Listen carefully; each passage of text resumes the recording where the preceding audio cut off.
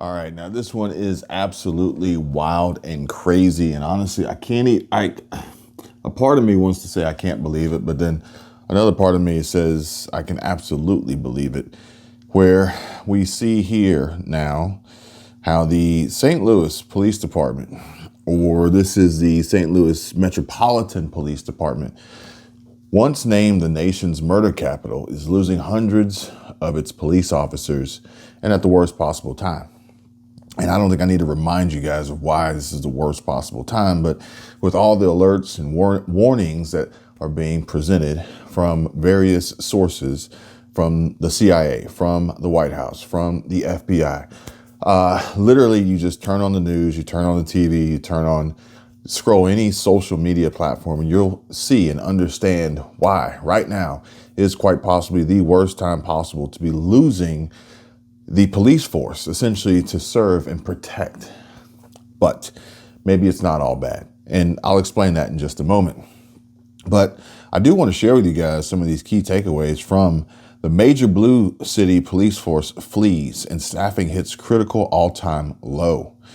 And yeah, we visited St. Louis this past summer, and murder capital. A lot of folks warned us about Chicago, but they didn't really provide too much warning about St. Louis. But it says here that St. Louis Metropolitan Police Department, the SLMPD, is experiencing a severe staffing crisis with officer numbers hitting the lowest levels on record. The department is facing a deficit of over 300 officers from its budgeted strength of 1,224.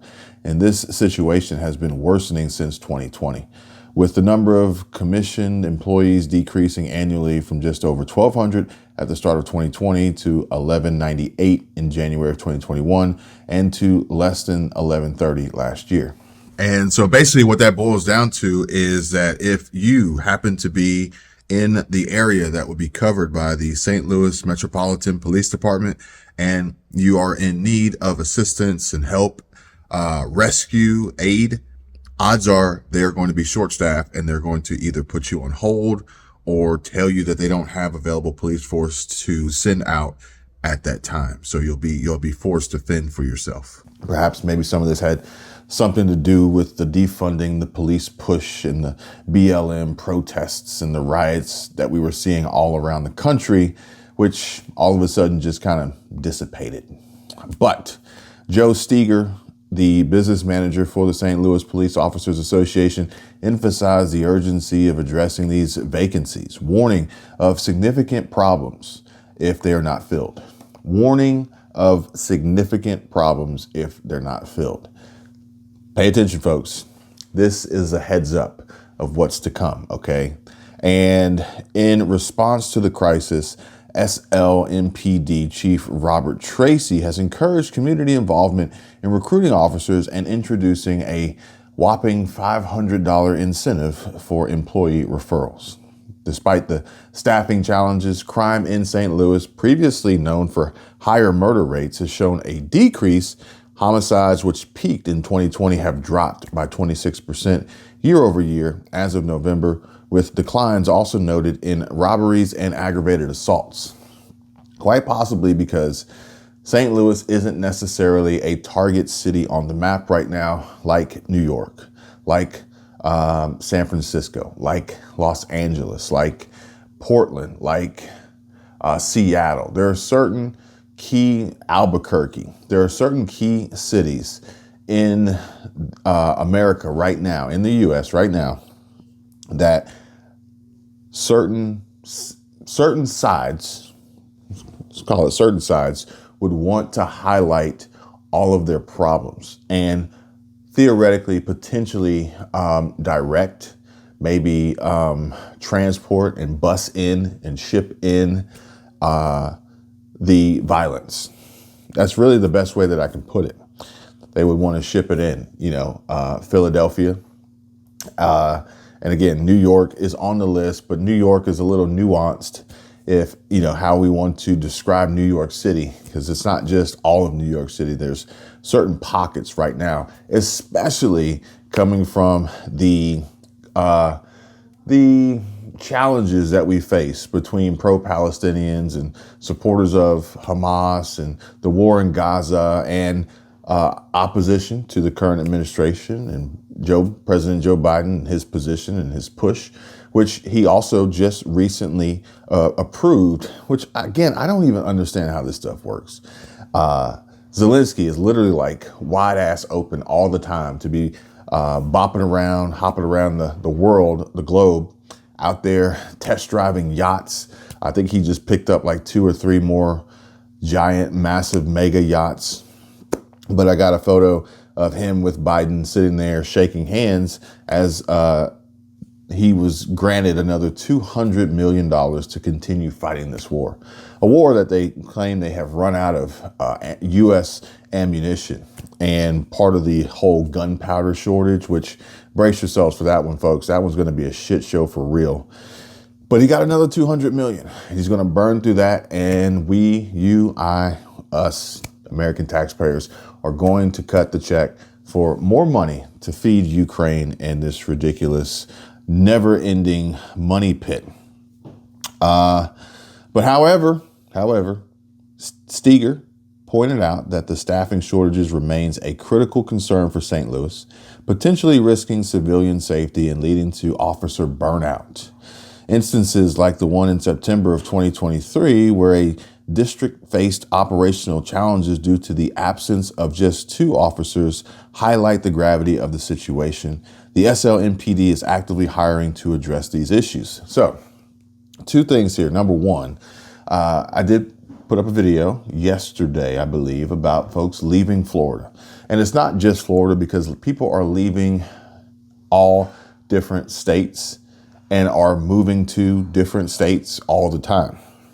But in that video, we did break down and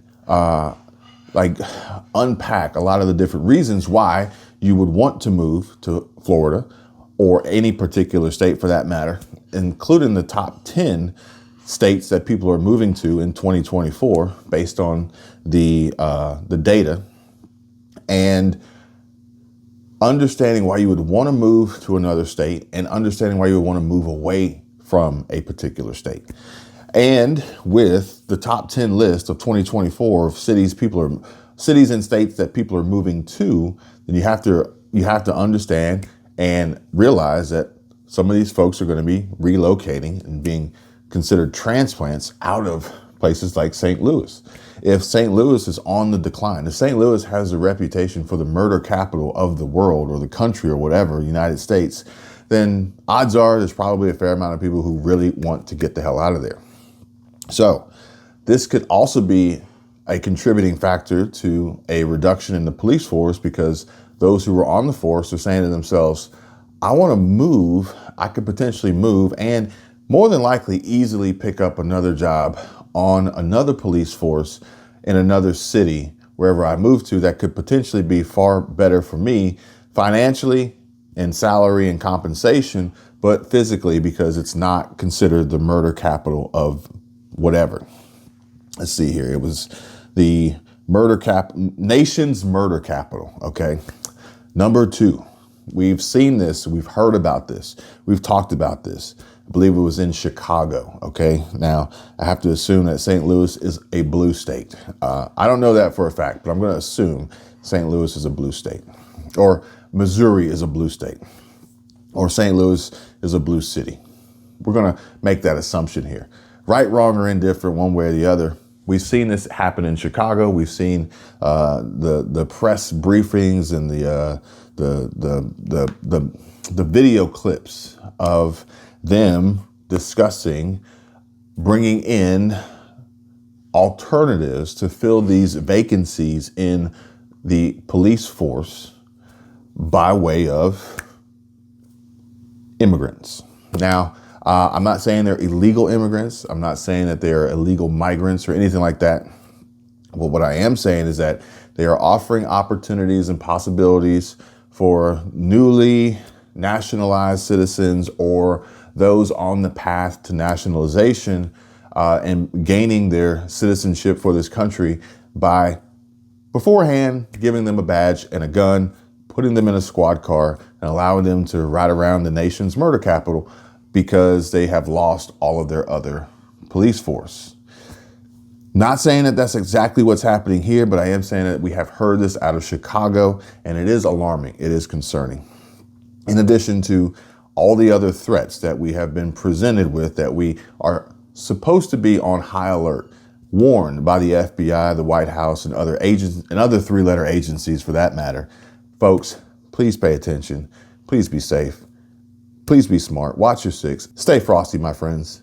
And I'll see you guys on the next one. I can tell you my problems, meditating my silence. But I keep pushing my pen, rotating my stylus. Brokenness feeling like sin, now no breath, low dollar. Used to be left on red, now all the girls go holler. Now all the girls go follow. All the fake friends